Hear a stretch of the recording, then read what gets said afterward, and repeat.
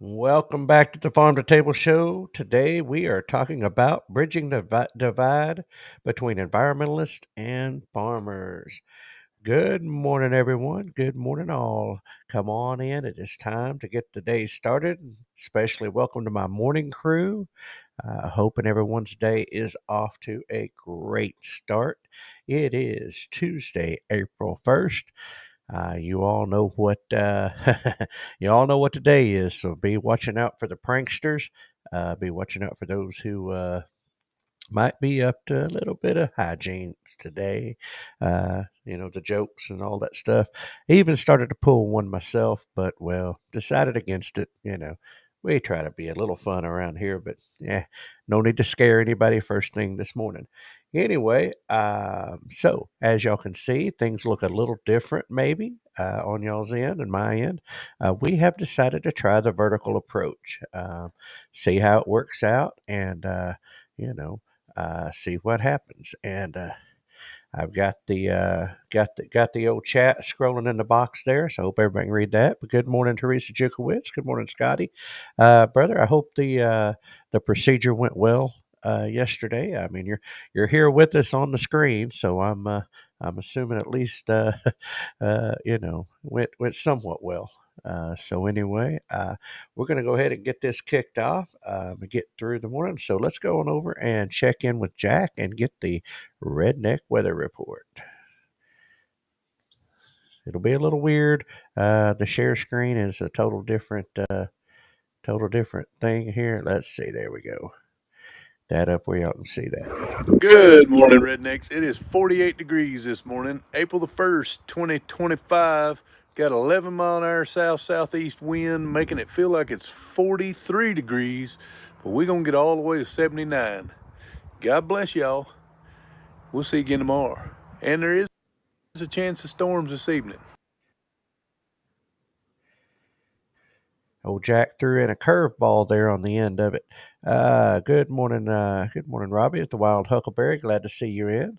And yes, it is live, Ryan and Scotty. Robbie, as you can see, we are trying the vertical method this morning, so we will see how it goes. Anyway, so let's move right on into homestead hacks, because here is another homestead hack for you. Excellent free calcium supplement. The hack: recycle crushed egg cells as a free calcium supplement for your laying hens. Have to admit that this one kind of got me. Good morning, Joy Bartlett. Thank you for the birthday wishes yesterday. By the way, I didn't get a chance to reply back on that, but thank you for the birthday wishes. Um, anyway, here's how this hack works. After using eggs, rinse the shells, let them dry completely. Crush them into small pieces, but not powder, using a mortar, rolling pin, or food processor, or something like that. Anyway, you mix into the feed, or you can even offer in a separate dish. The hens will eat what they need. Um, so, here's what's great about it: it boosts calcium level, which gives you stronger eggshells. Because we've all had those soft or really thin, brittle eggshells before, and it's and it prevents the soft shelled or brittle, right? As a matter of fact, that was the next thing. And it also reduces reliance on store bought oyster shells. So again, you're recycling something that you all. Let's see. I'm going to go ahead and highlight this for just a second. Things went well. Just have to wait for a pathology report, then we go from there. All right, buddy. Well, good. We'll continue to keep you in our prayers for that. Um, and last, of course, it recycles waste from your homestead, which just makes sense. So there is your homestead hack, and that is recycle crushed eggshells to feed your laying hens. Very good. Hope that's helpful. This morning, decided to get into a topic. I was reading articles like I often do. I get news reports and articles and different things, and came across this story for a place out in California. And it just got me thinking, and so got to write, got to putting it together, to put together a good thought, and that is how we can bridge the divide, and there is a divide between environmentalists and farmers. Um, and we're going to tackle this long-standing divide, one that shouldn't be as wide as it is. The tension between environmentalists and farmers has been going on for a long time, and I think it's really just that we're not on the same page. We don't quite get the whole picture with everybody, but it is a story we hear all the time. We've heard for a long time. Hey, good morning, E&D Livestock Farm. Glad to see you with us this morning. Uh, how's Tuck doing this morning? Is he up and about already, or is he sleeping in this morning? Uh, hope everything's going well up there with y'all guys. Anyway, uh, environmental groups push for stricter regulations to protect the land, while farmers push back, saying these policies make it harder to do their jobs. But here's the thing: at their core, both groups actually want the same thing: healthy land, clean water, and a food system that can sustain the future generations. So, why the divide? And more importantly, how do we bridge it? Because here, first, we need to look back at uh, where the conflict comes from. Uh, I like that. That is this is typical of young boys. Uh, very much, yes. Anyway, by the way, y'all guys, let me know how if y'all are okay with this vertical. I know it's. I'm hoping it helps get a few more people in, get a few more, get a little more attention as it goes forward. We're going to try it out. But anyway, so the conflict comes from one of the biggest issues, and that is government regulations. Imagine that. Uh, Environmental groups advocate for policies to limit chemical runoff, reduce emissions, and preserve ecosystems. Farmers, especially small scale operations, often feel like these rules are written by people who have never stepped foot on a working farm. They're dealing with rising costs, unpredictable weather, and the pressure to stay competitive. When new restrictions come down, it can feel like one more burden stacked on an already heavy load. Um, and I think I can agree with it. Then there's the issue of land use. Environmentalists want to preserve forests, wetlands, and wildlife habitats, but farmers need land to grow food. The conversation often turns into an either or debate. Either we save the environment or we farm the land. But that's a false choice. It's not even accurate. There are ways to do both, and we'll get to that in just a minute. Another major sticking point, however, is chemical use: fertilizers, pesticides, and herbicides. Environmentalists worry about contamination of soil and water, and farmers, particularly those using conventional methods, say they need those tools to feed a growing population. But there is a third group in this debate that doesn't get enough attention. It doesn't get the voice it needs, and that is regenerative farmers, those using methods that build soil health, reduce chemical inputs, and work with nature instead of against it. And I think there's a very big distinction there we need to keep track of. Um, and let's talk about for just a minute. And I know y'all are about to roll your eyes, but let's talk about climate change and emissions. However, you may feel about that debate, agriculture gets a lot of blame, especially cattle farming for methane emissions, the old cow farts. But what's often missing from the conversation is that well managed grazing, rotational pastures, and soil regeneration actually capture carbon and build ecosystems.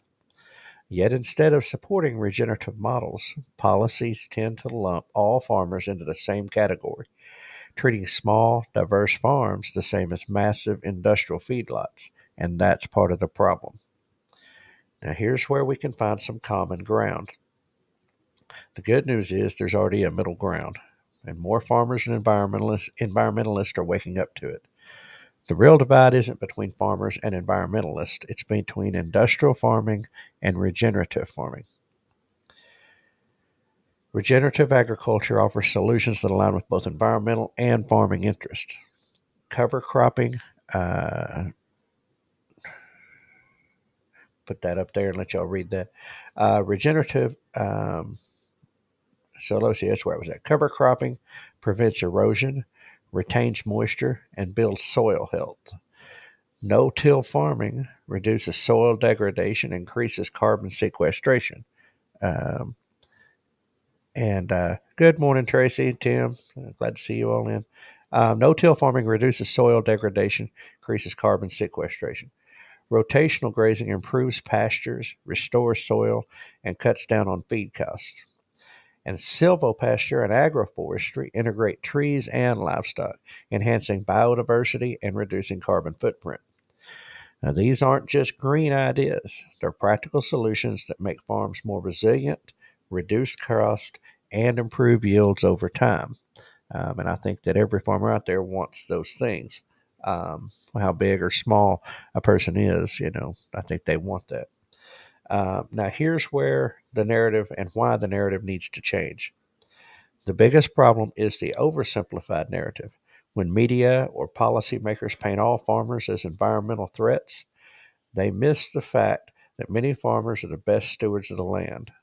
And likewise, when farmers see all environmental efforts as attacks on their way of life, they may miss opportunities to adopt methods that can actually benefit them. How a person feels about that one way or another. It's time for a shift in the conversation. Instead of fighting over top down regulations that benefit big agribusiness at the expense of small farmers, we should be talking about bottom up solutions, methods that restore the land while keeping farms productive and profitable. Um, so, what's the path forward? Where do we go from here? First, we need more education and communication between farmers and environmental advocates. If more people understood the difference between industrial agriculture and regenerative farming, the debate would look very different. Um, Second, policy needs to change. Instead of subsidizing industrial monocultures, why not support regenerative practices that improve land and water quality? Small farms often get the short end of the stick, but they're the ones actually putting these principles into practice. And finally, consumers. That's you and me. We have a role to play. Where we spend our money matters. Supporting local regenerative farms isn't just about better food, it's about backing a food system that works with nature instead of against it. And at the end of the day, farmers and environmentalists aren't enemies. The real fight is against the systems that degrade land, trap farmers in cycles of debt, and leave consumers with nutrient poor food. The more we highlight the farmers who are already bridging this gap, those practicing regenerative agriculture, improving ecosystems, and feeding their communities, the clearer the path forward will become. I'd like to hear from y'all on that, what y'all think of that particular subject. I struggle with it because I've just simply because I've watched too much news, watched too much, headlines, seen too much over the years where, uh,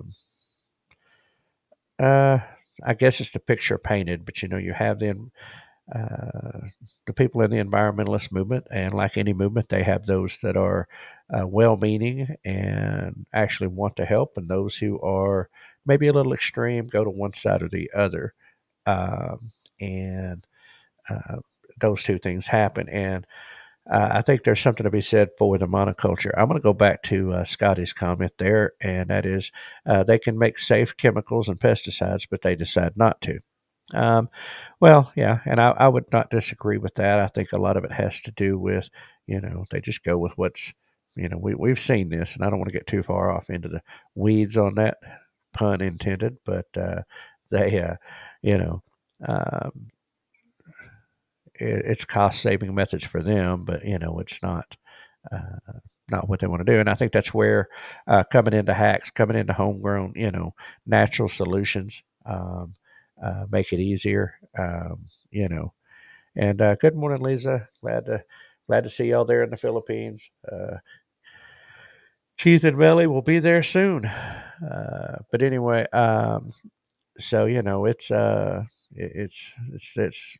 I don't know, that divide is you get two sides fighting, and that's what they want, but you get two sides fighting and neither one willing to sit down and listen to the other, as often the case.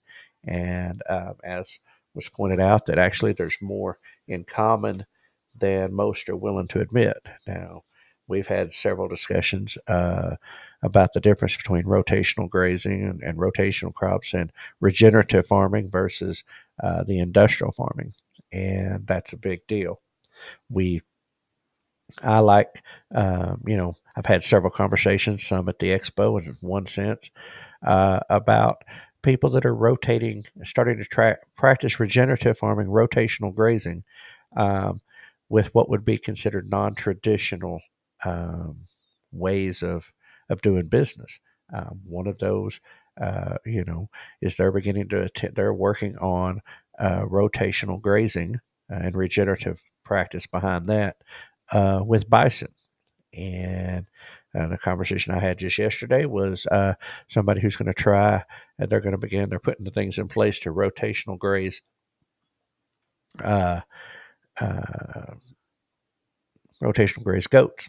Now, one thing, if y'all have had any of y'all that have had goats or been around goats, is they are an unruly creature.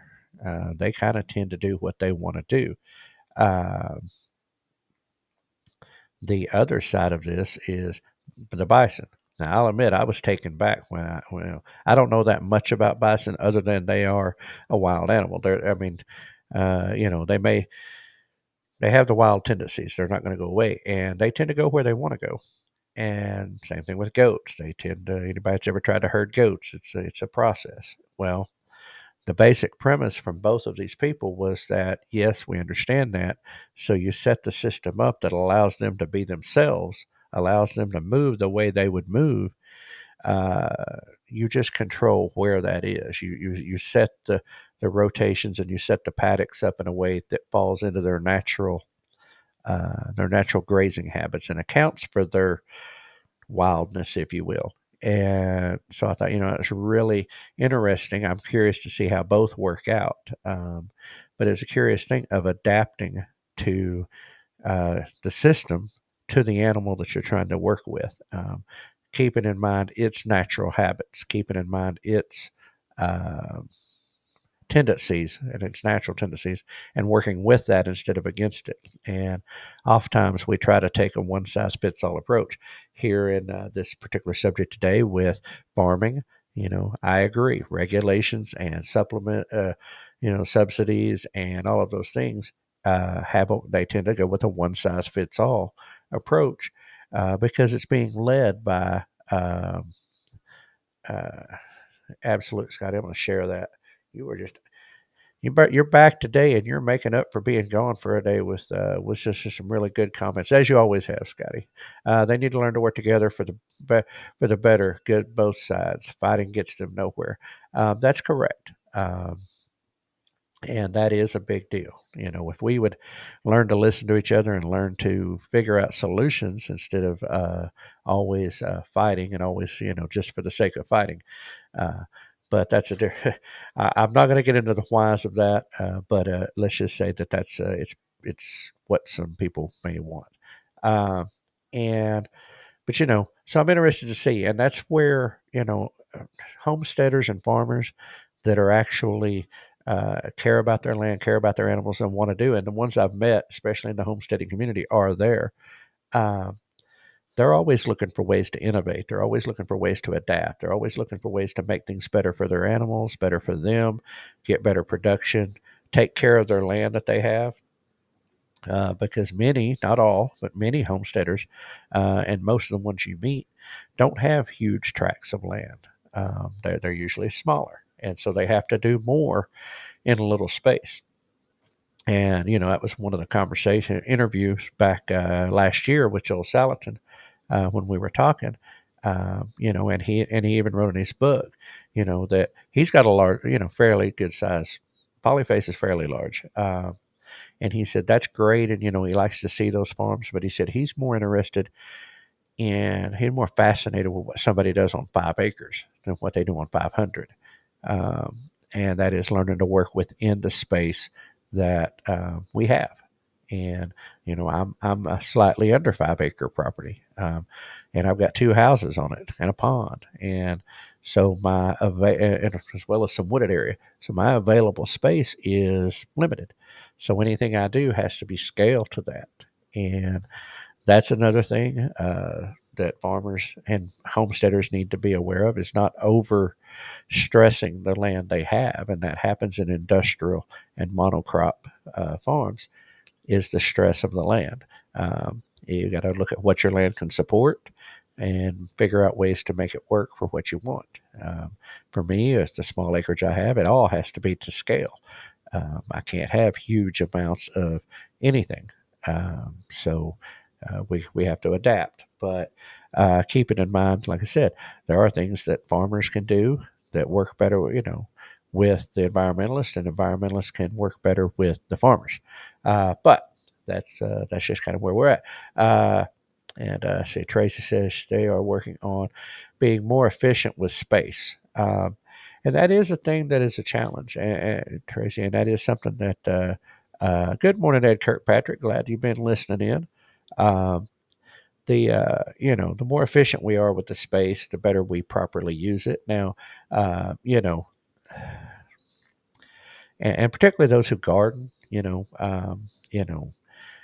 kind of following some of the principles of rotating the crops around, not planting the same thing in the same place all the time, um, which is, something that is honestly, it's a biblical principle, and then also moving things off and giving soil time to rest. If I remember correctly, every seventh year, they let the soil rest and regenerate. And, there's something to that. Well, if you have a smaller space and you're moving things around, or you're working with raised bed, or those types of things, you have an option to uh, do things a little different maybe. Now, sometimes that's, maybe, and it's not even, my dad was real good about this, not growing the same thing in the same place all the time, moving moving it, shifting what was grown in which part of the soil, so that by each year, so that nutrients and vitamins could, uh, I guess, work better. Anyway, it's a good way to say that. But anyway,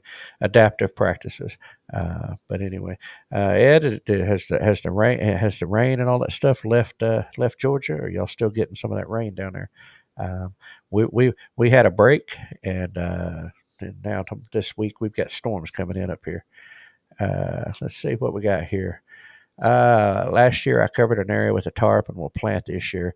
And moving tarp to be in that area for an entire year, that will be planted in 2026. That's a real great idea, because that tarp traps all that moisture and moves all that stuff in. Good morning, Troy Sutton. Glad to see you in this morning, buddy. And Joy chimed in with cover crops help. Absolutely. Um, especially with the erosion, especially with keeping things land. And Scotty chimed up with, you make do with the space you have. Absolutely. And that's what everybody has to do. Uh, well, rain's gone. Well, enjoy the move out to a new area. Gotcha. Uh, yeah, rain's gone. Well, we got more coming up here on this end, so I guess it'll be headed your way. Good morning, morning song, orchard and nursery. I hope things are going well up there with y'all guys. Anyway, uh, so that's kind of where that's at with ways we can work. Together and work with the environment and work within those, you know, environmentalists. And I think the biggest thing is practicing regenerative farming and supporting those farms who do, buying local.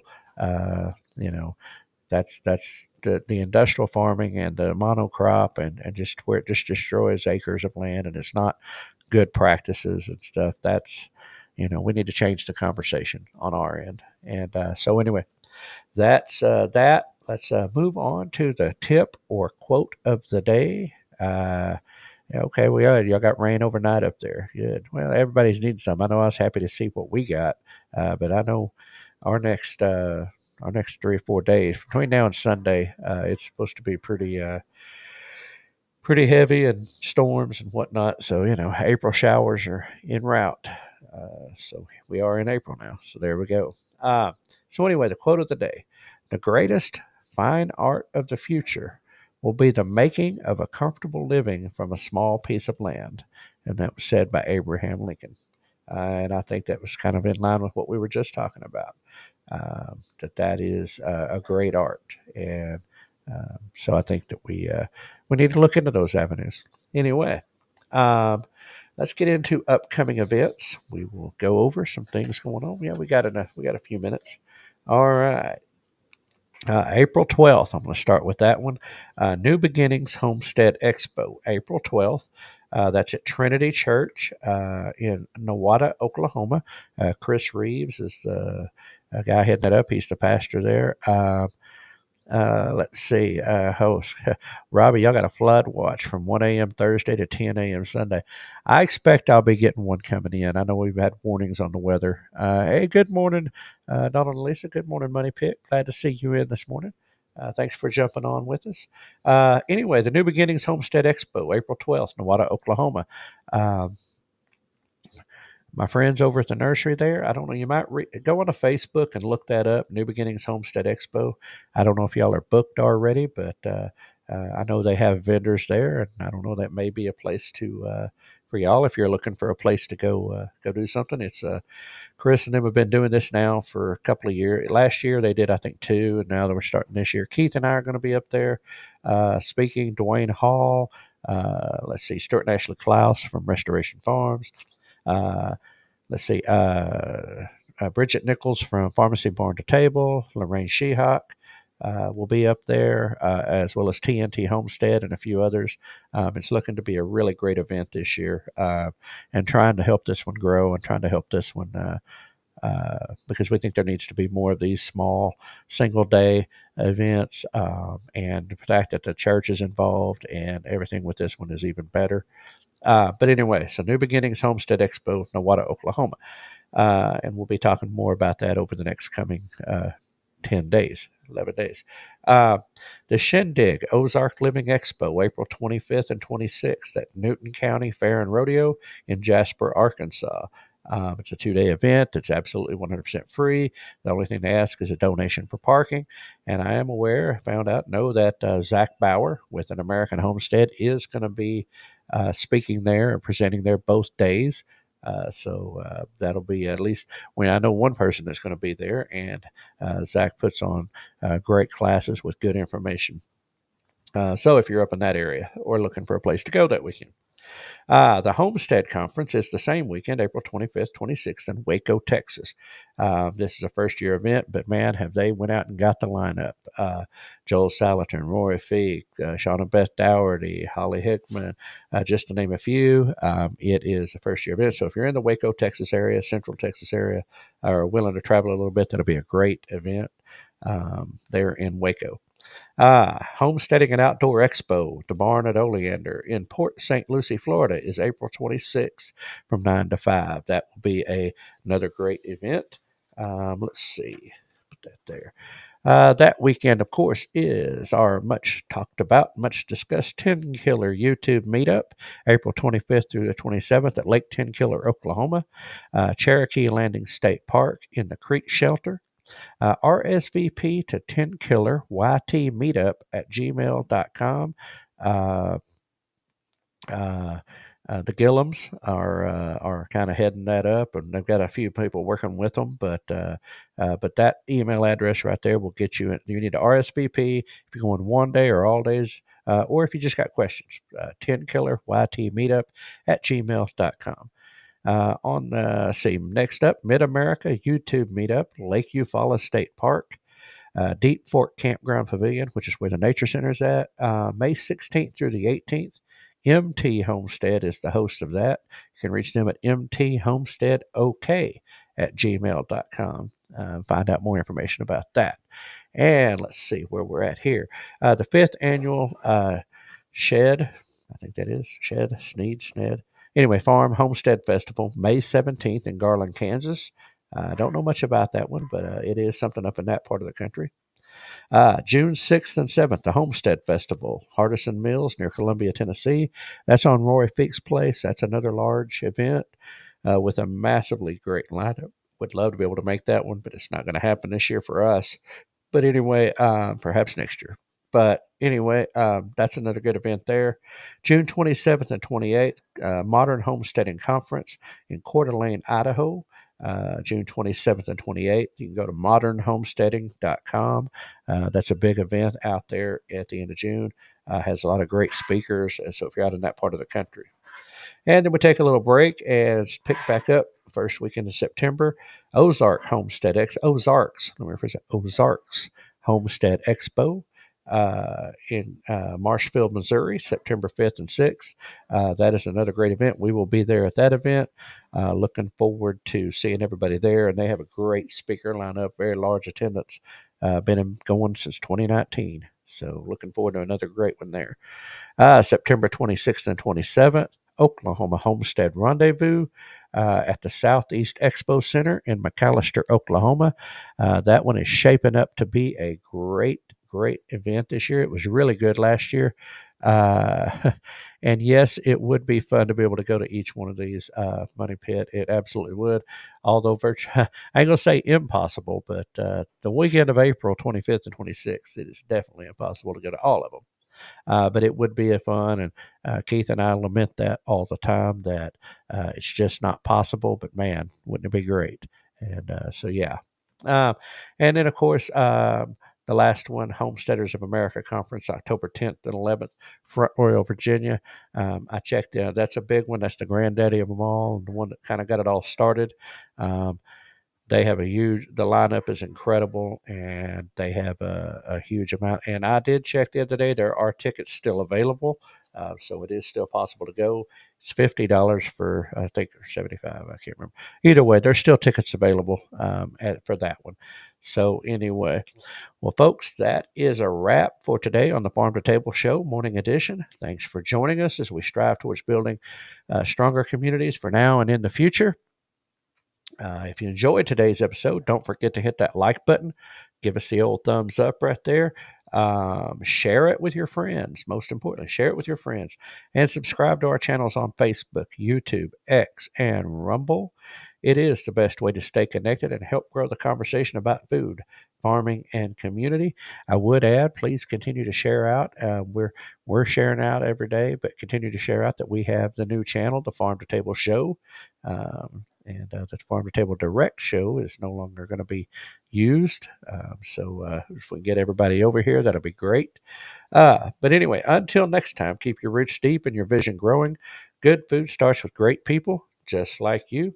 And remember, we are #stronger together. Scotty and Joy had already gotten that into the chat. Appreciate that. And be a blessing to someone today. Everybody have a great and wonderful day. It was so good to see many of you in. Look forward to seeing you all tomorrow morning, 6 a.m. We're here every Monday through Friday, 6 a.m. Hopefully, schedule continues to be favorable that I can be on live. But if not, of course, Memorex Ryan will have to be here. But anyway, let me know how y'all like everything. Just keep giving us the chats, giving us the comments, particularly the verticals. See how that goes. We're going to keep trying that for a few days. But anyway, everybody have a blessed day. We'll see you all on the other side. And I'm going to hand this over to Hank to take us on out of here. No humans were harmed in the production of this podcast.